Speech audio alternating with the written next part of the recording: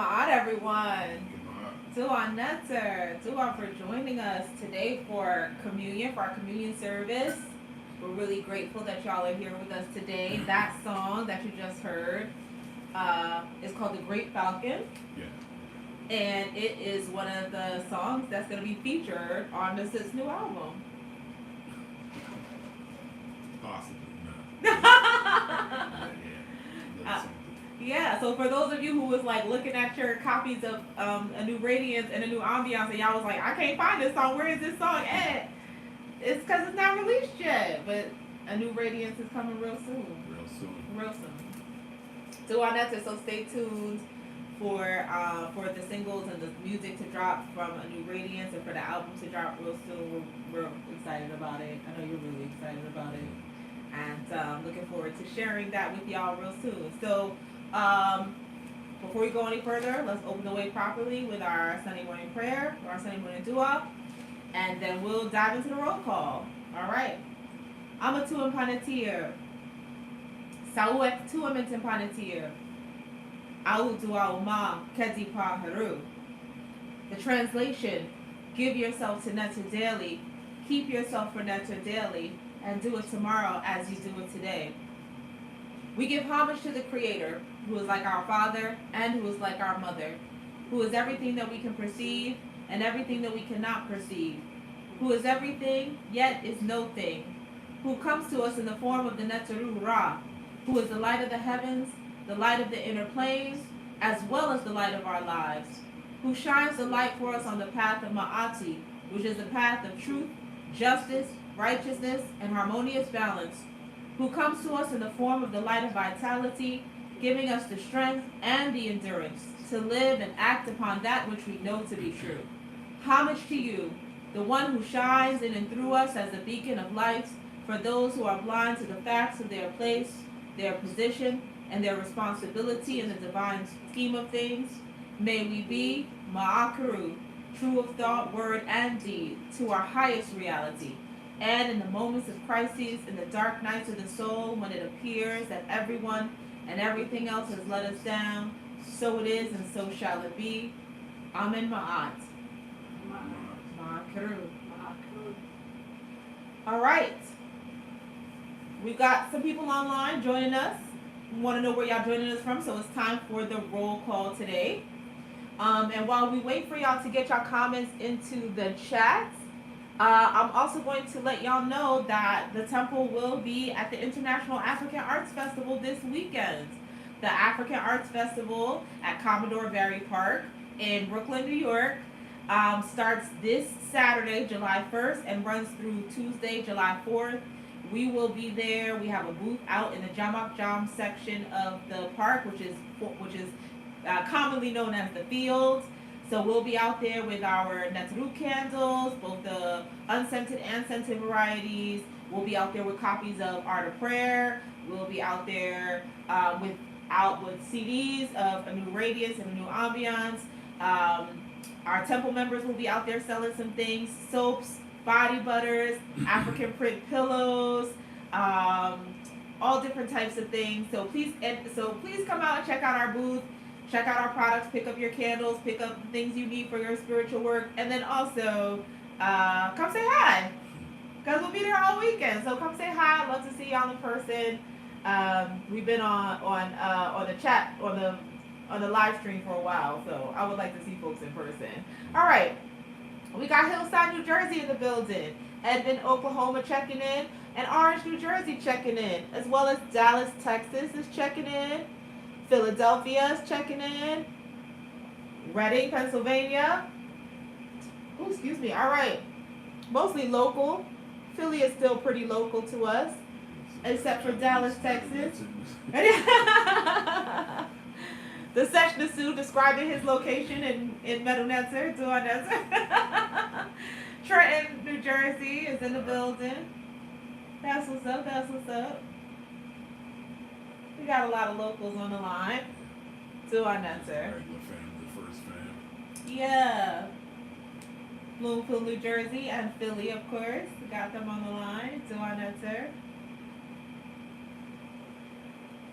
All right. Well, we're grateful to y'all for joining us today.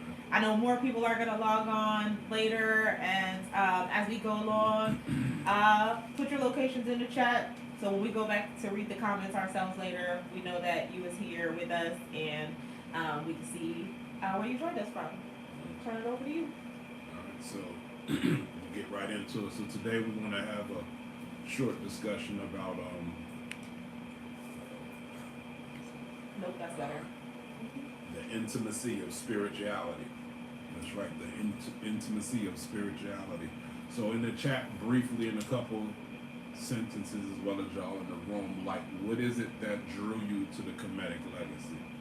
I know certain people have interesting background stories, but what was the thing that sold you on the Kemetic legacy? So I'll give y'all a few moments before we just get into the flow of things. Marker, real quick. What was the main thing that drew you to the legacy? The main thing that I think one of the first things that I thought was interesting was the different aspects of the Netzeru, and that they possess very specific energies. And once I started to know, like, okay, this is a part of who I am. I am of the Netzeru, and I can utilize those characteristics for good in my life. That was the thing that kind of sold me. We got we got somebody in the chat agreeing, saying that what drew them to the legacy was also the Netzeru. I would agree. I would say that I was already really interested in Hinduism because of the way that they talk about these various the multiplicity of the creator, right?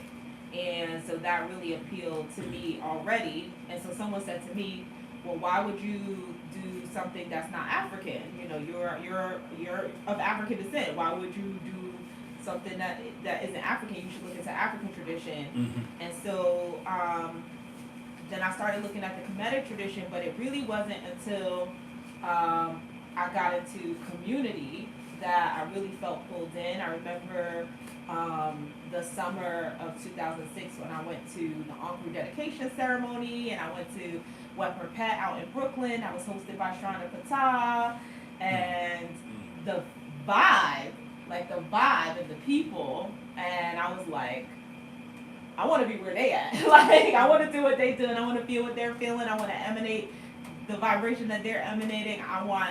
That's what I want more than anything. So I think that was those experiences in Brooklyn back then, and with people with those Kemetic practitioners that I met back then. That was really what, use the word, sold me on it. Like, maybe be like, okay, let me investigate this further. Let me actually take classes and dig into it. We have some other answers in the chat. Let me see. Ancient order based in truth, connection to ancestors, and connection to source. This legacy resonated with my spirit. I knew there was something more than what I was being taught. Yeah, dua guys for sharing. This one is Facebook, this one's YouTube. Facebook always uncooperative. Like, just go ahead, man. Just go ahead with the message, man. I'm here to hear you speak. I'll be asking you questions.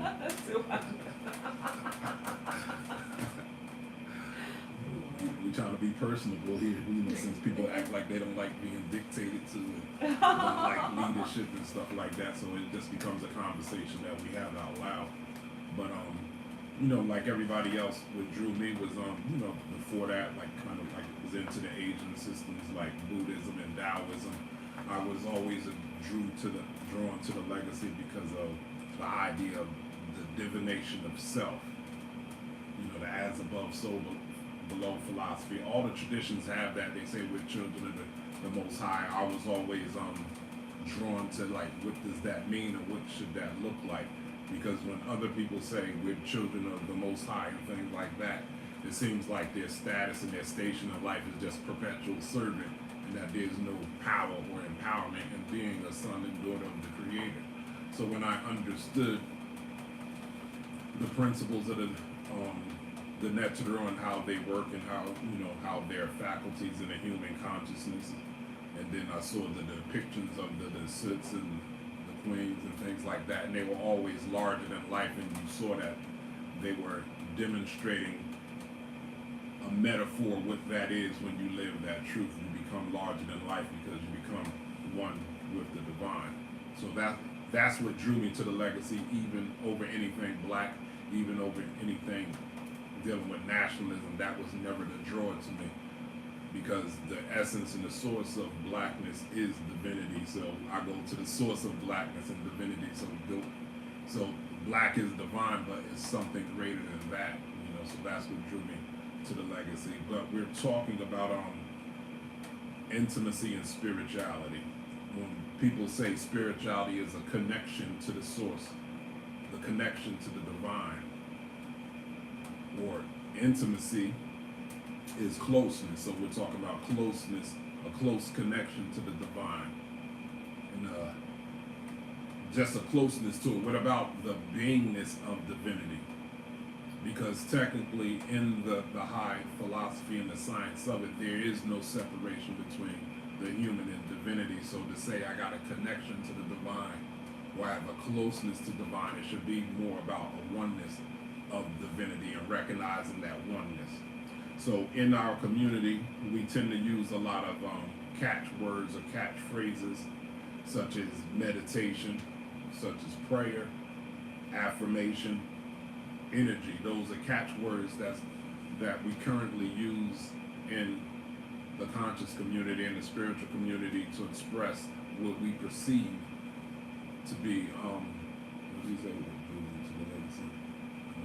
we have a delay after I called. That's all right. I went from dealing with Egypt from the Nuwabian perspective in the mid and late 90s to Kemetic Yoga books by Mawada Ashby, learning Medu directly from the great ancestor and scholar Onkmi Ra in 2000.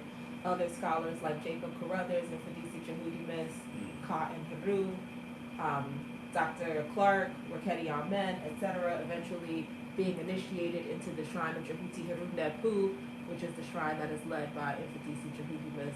Tua, that's from the Session Sioux, sharing his journey with us in the chat over on Facebook.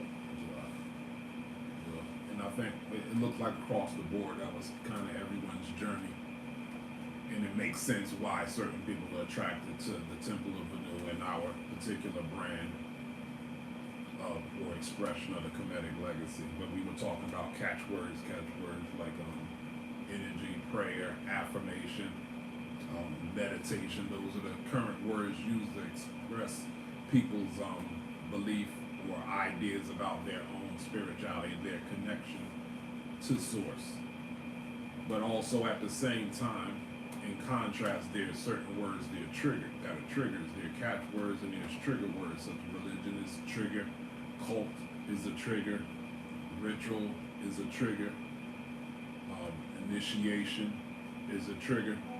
So those words tend to be off-putting, and people tend to go with the other ones like meditation, prayer, and things like that. And we have to have a conversation about that, because religion, cult, initiation, and ritual, none of them have a negative meaning in and of themselves. If you were to look it up, it will be nothing negative about any of those definitions. What happens is people tend to interpret or put a filter on certain things based off of their personal experience or the experience of others that they deem close to them, that they've had interaction with these things, and they label the thing a cult, or they label it religious, almost in a derogatory sense, and it's just not true.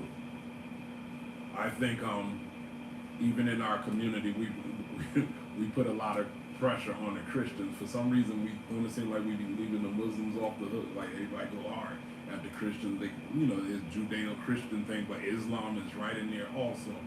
But to be fair, because we have the concept of Ma'at, I feel like we put them under unfair pressure. I know for a fact most of the local pastors, like we give them more credit than they're due. Like they don't know anything about this Kemetic legacy. And we be acting like your local pastor down the street on 5th Ave know the Kemetic legacy and know the truth, and he's lying to the people, and if we're honest with ourselves, that's not the case, because they're no different than us. Like, we were raised in Christianity because that's what our parents were raised in. Their pastors, and they were raised in that. These things are generational, and that's what they believe to be true. So when they're teaching and passing on what it is that they believe to be true, that's not the same as telling a lie or misleading people. So we have to be fair about that. Now, if you want to talk about the Catholic or the Vatican brand of Christianity, that's something different. The Vatican, we know, is sitting on the secrets and the sacred information of a lot of ancient and lost nations. So if anyone's responsible for the misleading or the covering the truth, it would be the Catholic Church, specifically the Vatican, because that's where they get their marching orders from. So religion is not mind control. So just because you found some truth and they didn't teach that to you in your religion, don't mean that they was lying to you. It doesn't mean that they were purposely trying to keep it away from you, just to be fair. So to be true, religion is a social contract that enforces and supports commitment to community and fellowship. I repeat, religion is a social contract that enforces and supports the community and fellowship. It's hardwired into our DNA. Religion is there to sustain the family, the tribe, the nation, whether you like it or not. For instance, everybody always referenced the Jews, the example of the Jews. The Jews do this, oh, we got to be like the Jews and such and such, such and such. And the Jews have, the so-called Jews, they have a lot of rituals. They have rituals for everything. They have rituals when they're putting on their clothes, one leg at a time. They have rituals before they put on that black hat, and they have rituals before they have sex and things like that. And I was watching some documentary, and the documentary, it was presented to a rabbi about why is the Jewish culture so rich in ritual, and they said Western culture has a lot of distractions, so we do all of this ritual to keep us tapped into our identity and survival as a people. And I was like, bars. And whether we like it or not, directly, indirectly, we respect that and we admire that of the Jewish culture. It's only when it comes to pretty much Africans in America, African Americans, melanated people over here that was born and raised over here, we tend to be excellent orators and articulators of our truth, and we're the ones that kind of have split energy. We'll get up in front of the people and say, us as black people, we need to do such and such. We need to come together. We need to put our differences aside, and then we say, look at the Jews, they do such and such. The Jews don't be acting like us. Then they point to the Hindus and everybody else that has a lot of ritualisms that keep them together. But when you look at the main orators and articulators of this truth, and I'm not singling anyone out, it's just a phenomenon that tends to happen in our community. It's just whatever. It's just a split energy issue that we have to deal with. I gave 2 talks on split energy. It's a split energy. So we'll get up there and say, black people need to do this. We need to get together. We need to put our differences aside. While a lot of those same people in their personal lives, they have not only divorce but estrangement from their own family. A lot of the people have a lot of issues with their associations of different people in the community, and they get upset, oh, I don't deal with them no more, or the people ain't dealing with them, or they're constantly repeating affirmations about how they don't care about what anyone thinks about them or how they feel, and things like that. So and even in their personal example, they show no commitment to any of the indigenous traditions. And a lot of times, these are the people that's up front in our community, that's the best articulators and orators of our condition or what's going on as a people, and that's that split energy. So here you have the so-called Jewish people, and they have religion to keep them tapped in and help or supports their survival as a people, but yet we articulate truth better than anybody on the planet. There's nobody on the planet that articulates truth better than, I would say specifically, black Americans. We got that gift of gab, and you find it in the hip hop and everything. Nobody talks the truth like how we. They might, other nations or other people might actually have the truth, but the presenting it in a way that's attractive to the masses, that's black Americans, hands down. So Western culture is a distraction. Western culture teaches isolation, separation, and self-indulgence. And none of those things are bad in and of themselves, just like religion is not bad, just like initiation is not bad, or cult is not bad.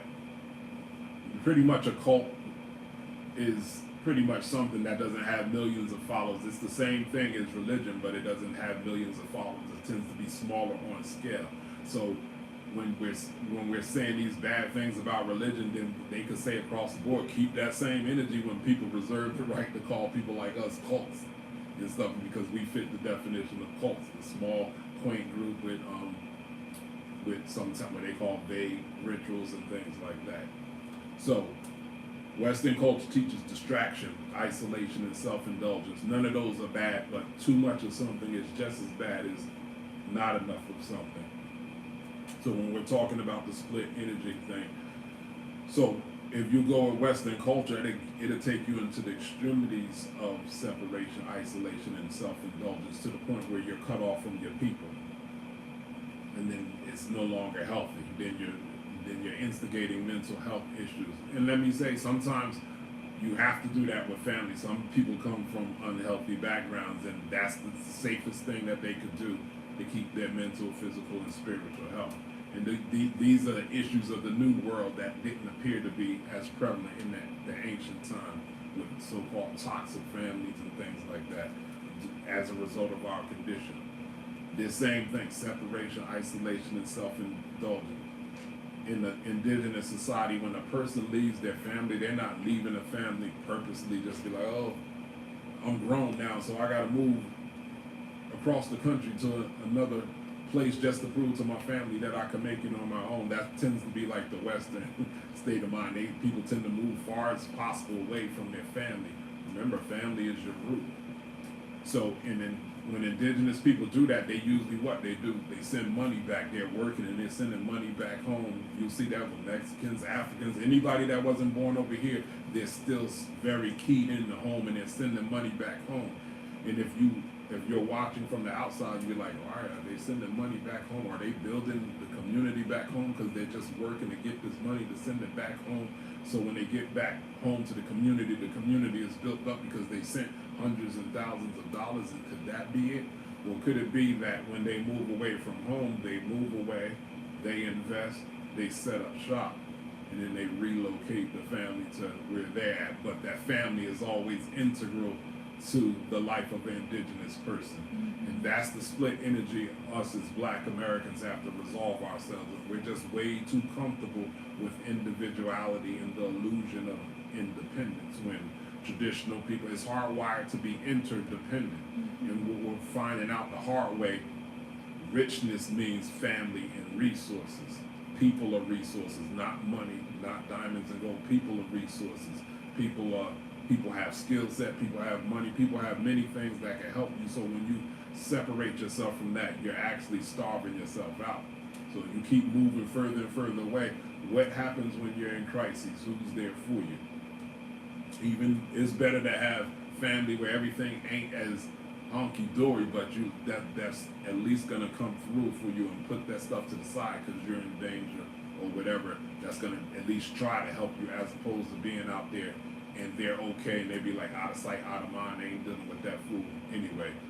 Good for them. Whatever happens to them, happens to them. They're going to learn the hard way. So we're having this conversation about the intimacy of spirituality, but we have to clarify religion. And here's an example of religion. So we have Wet Repent coming up, right? So in the religious state of mind would be like, we want everybody to wear white. When you come, wear white and wear accents of red, wear accents of green, black, whatever, blue, and gold, yeah. And gold. But don't come wearing all gold. Don't come wearing all black. Don't come wearing all green. Don't come wearing all red. It must be dominant white with accents of these colors. And when you come, we're going to do Hesu. We're getting our metal nets on. We're going to do Hesu. We're going to chant some songs. And we're going to do Achabu. Dance a certain way. These are prescriptions of the tradition that goes from one lineage to the next lineage, one generation to the next generation. That's religion. Mm-hmm. from the outside, they be like, y'all looking like a cult. They got your food dressed in white. Why can't you wear such and such? Like, so in reality, no one's forcing or controlling you to do anything. Remember, the word science means to know. We know why we're wearing white. We know why we're wearing the accent colors. So as initiates and not outsiders, we understand the healing properties of colors and how colors affect the psyche. So when you're witnessing a traditional African ritual, you're seeing people with one mind, one goal, one purpose, and we're living purposeful, and we're just getting to the point where we don't have to have answers to justify it to people that's not initiated and that's watching as outsiders. But that's what religion looks like when we all get on one code for the sake of fellowship, for the sake of the community. At some point, we all got to do something together. Everybody just can't keep showing up and everybody's doing something totally different. There's no unity in that. So, ritual is the art and science of making sacred certain moments and to distinguish oneself from the world. Once again, ritual is the art and science of making sacred moments to distinguish oneself from the world. So you see, it's not mind control when we wear white or these accents of colors. When you look at the Hindus and the Jews, if you ask them why they wear the black, they're going to give you a reason, and it's going to make sense. You're like, damn, I would have never thought that. So we just got to tell these people, like, you just admit that you're lazy and you don't want to do anything that requires discipline. Anything that requires discipline, you're going to need discipline to make any type of shift, change, or transformation in the community. So that for people that have all these lofty ideas of what us as black folks are supposed to do, at some point you're going to have to get on code. And guess what? You might not agree with everything that's required to get done. Matter of fact, you're not going to agree with everything. Discipline usually requires you to do something you probably feel like you don't feel like doing, and you'd rather be doing something else. But it delivers somewhere down the line. So the art and science of making sacred moments to distinguish oneself from the world. So we wear the white. So yeah, we can wear the Louis Vuitton and all of that, but we ain't doing that. We're gonna wear the white. We're gonna do this to distinguish ourselves from the world, so we can get a clear look at ourselves and to understand why we are actually contrasted or different from everybody else in the world. So when we do this, and when we get into the white, it's a form of demonstrating your mental sovereignty. It leads you towards rek jasep. Rek jasess means knowledge of self, knowledge of himself, or knowledge of herself, which then leads to ned jasef, and ned jasess, knowledge of himself. Mastery, great mastery of himself, and great mastery of herself, or ned chinu, great mastery of ourselves. So if that's religion, when we're dancing together, wearing the same colors and doing certain rituals and ceremonies and circumambulations and all that, if that's religions, if that's the trappings of religion, then what is spirituality? Spirituality is when you leave the event, when Ma'akra goes home, Emet goes home, everybody goes home, and you walk in your home, and then you have your kautu, you have your altars, different altars. Some people have one altar, they have two altars, three altars. Some homes are full of altars in every corner, where their home is almost like a shrine. So everybody's altar is different.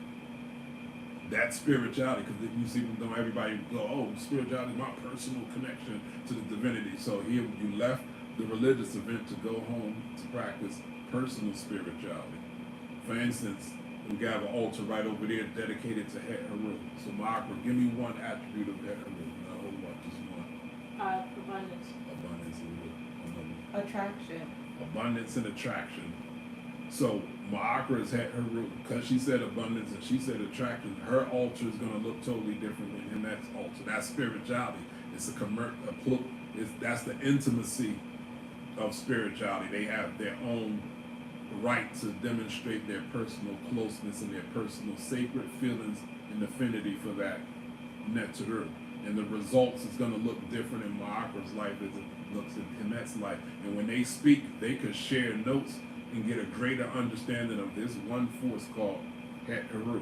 That's a demonstration of spirituality. So now, Now we have a fairer understanding of the word religion, because even in our tradition they call it ATR, African Traditional Religion. You can't run from it. So religion can't be bad for other people, but it's okay when we decide that ours is religion. Now I think of in the past 10 years or so, they came up with a new term called Kemmunion, which is pretty much the way of aligning oneself with life, with a life force, kind of equivalent to living yourself into the truth. It shows ATR, which we just showed a demonstration of when we come together for weapon pit, we wear certain colors, we give certain offerings, we do certain dances, we do certain hessi. So we're showing that it's totally possible to be the religious and spiritual at the same time. That both are not mutually exclusive and each one doesn't have to be separated. So within our tradition, you could be both. I like to say we're highly spiritual, when we say spiritual, high vibration, but deeply religious, rooted to the ground, meaning rooted to each other, fellowship, community, progeny, and things like that. That's the realm of religion. Spirituality is the realm of anything personal that you don't feel that's anybody else's business. Like, this is how I connect or whatever. And nobody could get in, nobody can interfere with that. But religion has codes of conduct and conflict resolution. And those things, if we're honest, are not bad. It doesn't have to be perfect. No religion can claim to be perfect, but we have to respect that every tradition is at least trying to go about having some type of conflict resolution and trying to have some answers for something.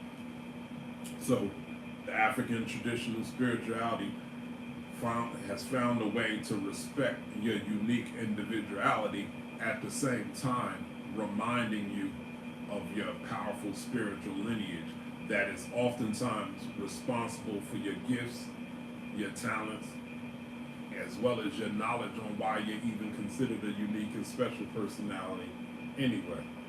That's the balanced way to see the relationship between spirituality and religion, at least from an African-centered perspective. That's a demonstration and a personification of as above, so below, so within, and so without.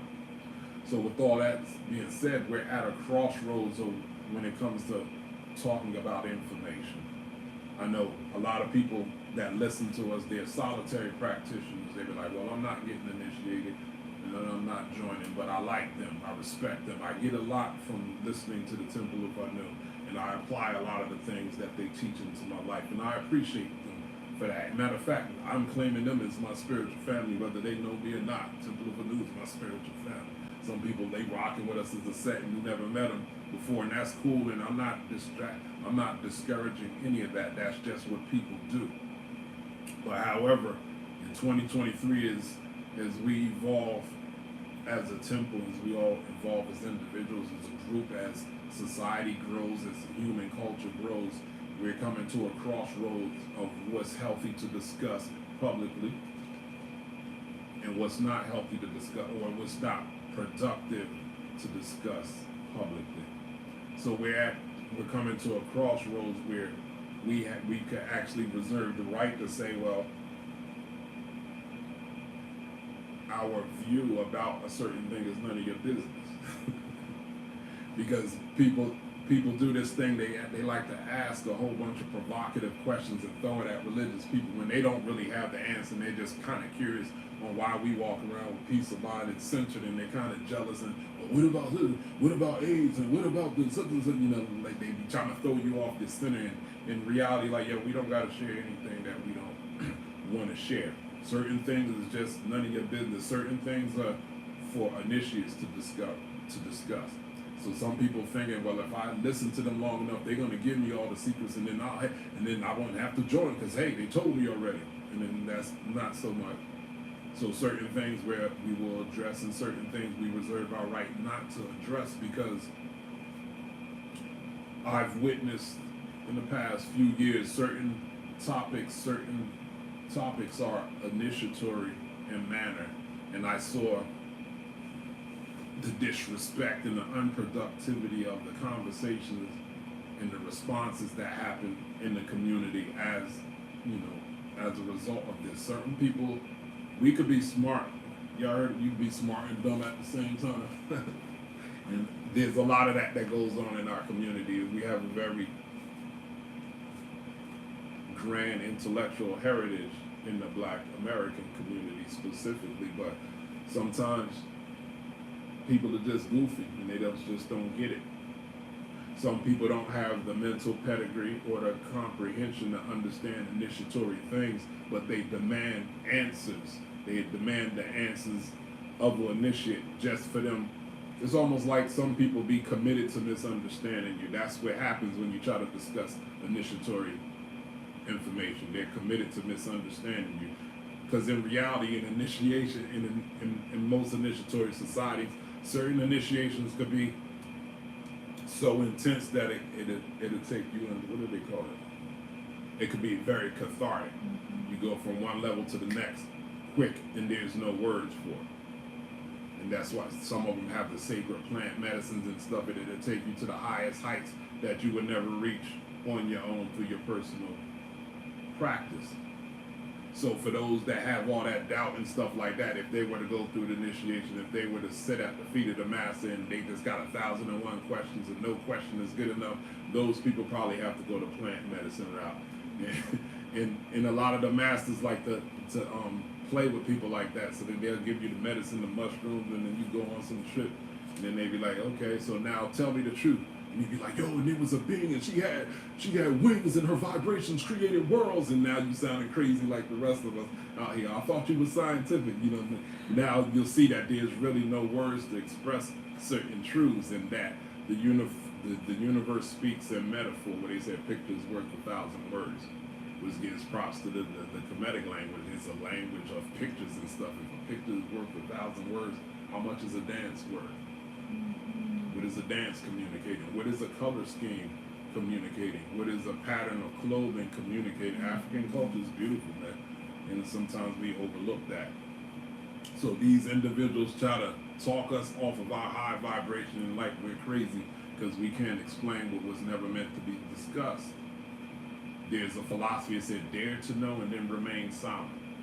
Sometimes what it is, sometimes that you think you're fixing things by bringing information to the community, you're actually clouding the issue and you're confusing the issue. Because one thing could be true to you or for you at one stage of your journey, and it's not true at another stage of your journey. Then people get in there, oh, so you lied to me. You're like, no, it's what they say, it's levels to it. It's levels to it. So we could say the Neter or the Orisha or Atumbre or the Dumare is everything that we can perceive and everything that we cannot perceive, and others in the community be like, what type of gibberish are you speaking? That's spookism or whatever. And this is what I'm talking about. So we all know on this path that we walk, we know that we're grown men and women, and we make our decisions and we create our own reality.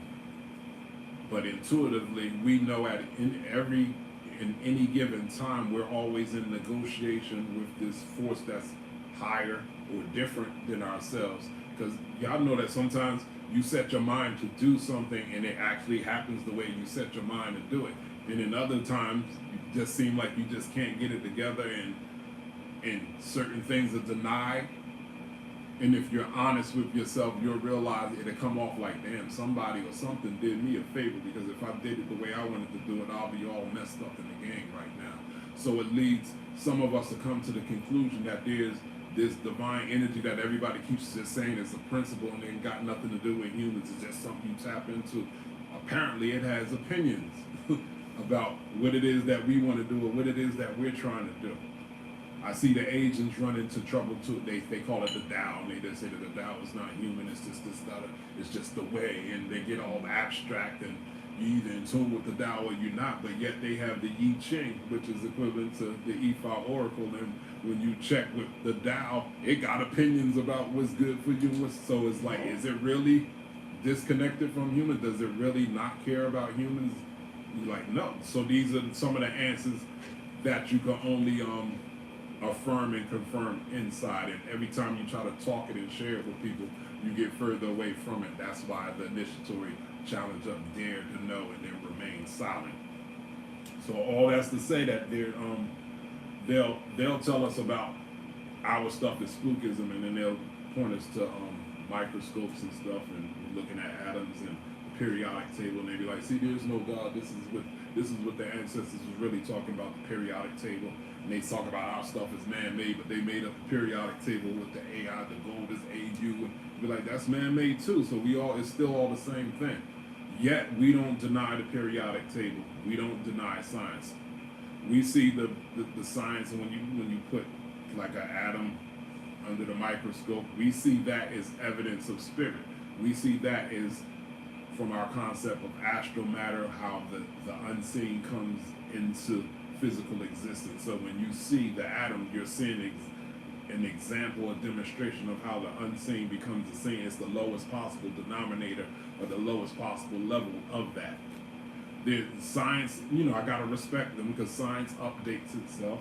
People be thinking spirituality doesn't update itself. When you're looking at the Kemetic philosophy and you see that there was major universities, as Waset, there's Midneffer, there's Anu, that's them upgrading the philosophy. They learned some things, so the theology changed. So science does that. Science is constantly updating themselves, and I give them props because that. You hear them talk about atoms is made out of protons, neutrons, and electrons. Now the updated theory, I understand that the atom is just a theory, it's not a real thing. So just be like they be saying we believe in spookism, you like, yo, your thing is a theory, it's not a real thing. Because they keep updating it. They'll be like, okay, one of the new theories about the atom is that it doesn't have protons, neutrons, and electrons. That's a theory. It's saying it's vibrating so fast that it creates this illusion that something is cycling around it. So that goes back to spirituality when we say everything is vibration. Then I just speak about astral matter coming from the unseen into the physical. So the physical expression of matter, astral matter coming into physical being would be that concept of the atom. So now you got to collect, so what the atom's made out of, so-called protons, neutrons, electrons, leptons, mesons, quarks, all of that. Remember, those are all theories. So a collection of atoms creates cells. Collection of cells creates tissue. Collection of tissues create organs and glands. Collection of all of that creates flesh. That sounded like intelligent design. So you take all of those things back down to the atom, to the unseen, which is vibration. So there's a consciousness behind that vibration of why did Hemet's collection of atoms make her look like how she looks, and my collection of atoms make me look the way I look, and Ma'akra's collection of atoms make her look, and yet we all got a divinity within us that's dictating our vibratory rate. So it's a consciousness behind the vibration that's behind the manifestation. And that, we even got to take in consideration of why, certain people have physical defects and stuff. So that's the mysteries of life that initiates and spiritualists go to oracle and things like that to confer to about it. So what I was talking about before,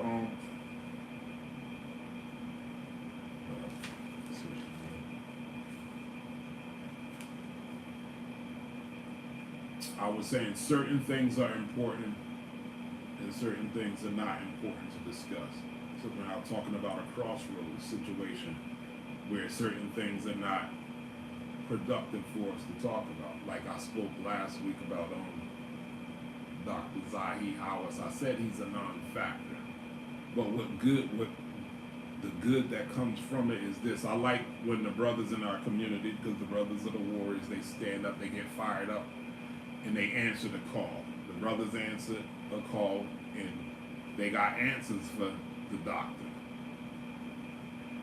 Remember, the doctor and his cadre, they had a hard time dealing with Dr. Ben and Sheikh Anta Diop, and they're no longer in the physical form, and they had trouble with their information. So now you got the new guard that corrected some of the old information and built on it, and there's new and updated information about the black African origins of Kemet.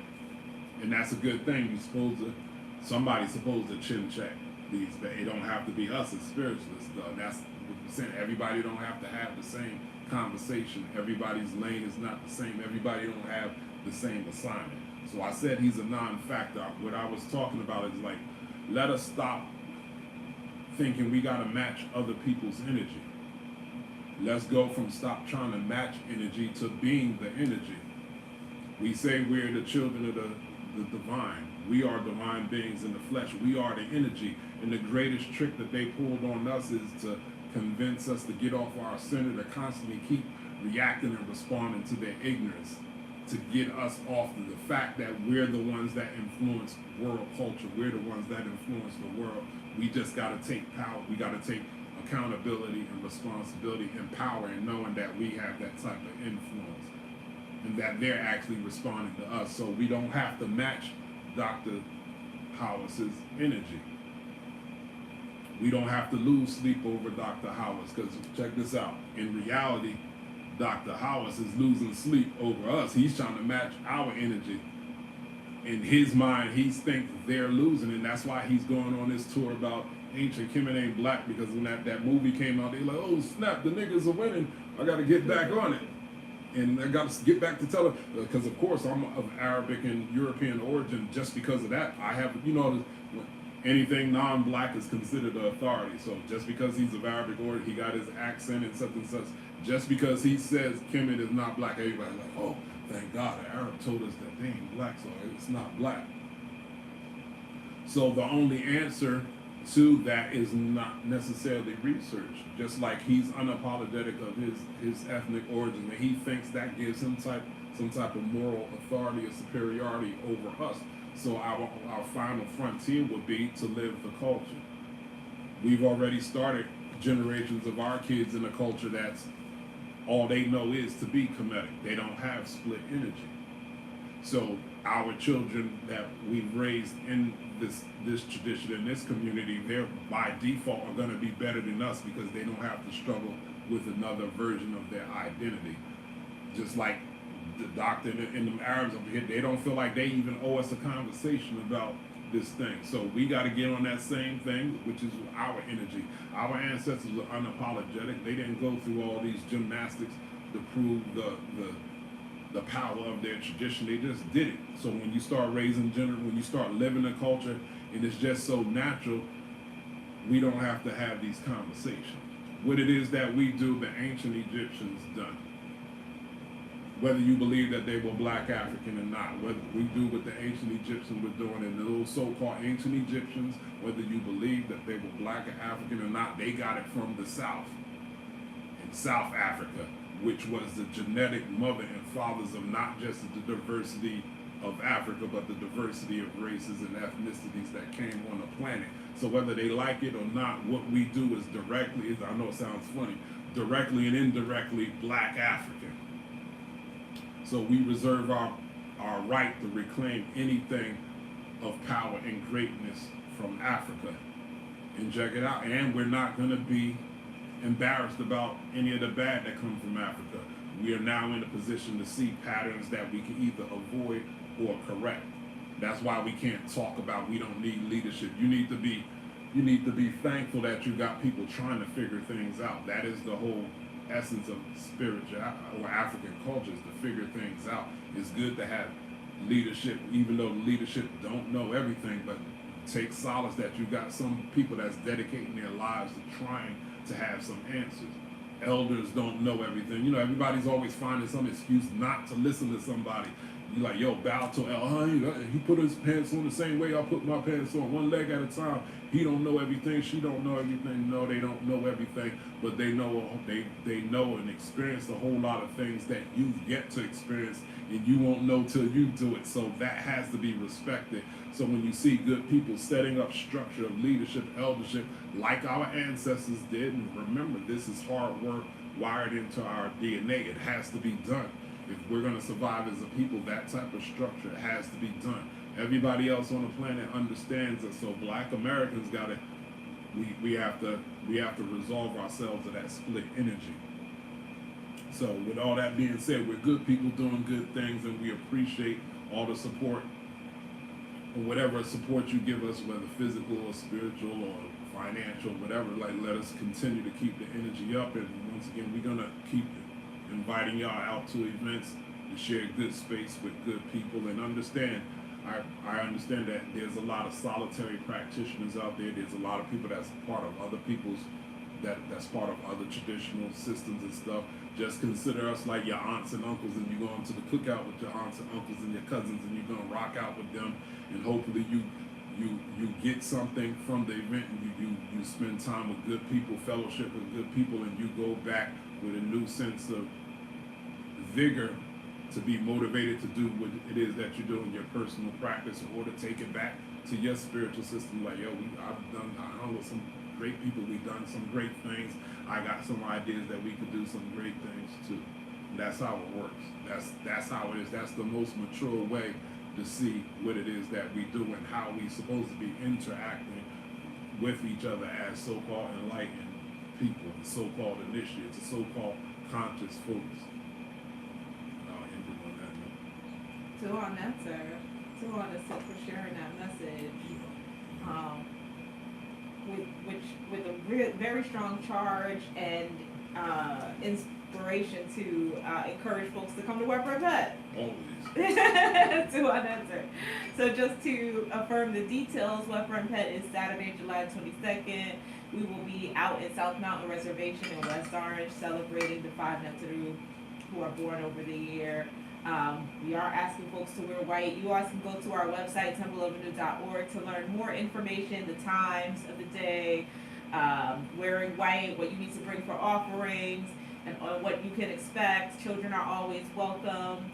Our caterer for Weber Pet cooked for me yesterday, and as always, his food is impeccable.